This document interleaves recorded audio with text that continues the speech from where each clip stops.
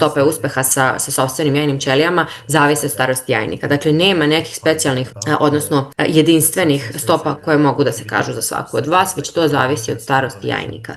Što se tiče donacije jajnih ćelija i donacije embriona, stopa uspeha je 65 do 70% u svežem embriotransferu. Dok se ukoliko imate prenesena 2 embriona, može očekivati stopa i oko 80%. U smislu je zakon Republike Severni Kipar liberalan, vi možete samostalno da odaberete da li će se prenositi 1 ili maksimalno 2 embriona, ali doktor kaže da će vam uvek dati jasnu savet, jasniji preporuku da li da prenosite 1 ili 2 embriona, najviše u smislu kasnijeg nošenja trudnoće. Prenosom 2 embriona vidite da je šansa već 80% da imate uspešnu trudnoću, a s time se naravno povećavaju i rizici da dobijete 2 bebe ili čak 3 ili 4, to nosi naravno određene rizike, tako da ako ste spremni na nošenje 2 ili više beba, onda definitivno je to u redu, ali kažem to nosi neke rizike. Dakle, stopa uspeha je izuzetna u programima donacije jajnih ćelija i to su programi gde je stopa apsolutno trenutno najveća, ali doktor želi da napomene da je zaista svaki slučaj jedinstveni, da ova stopa i dalje zavisi od toga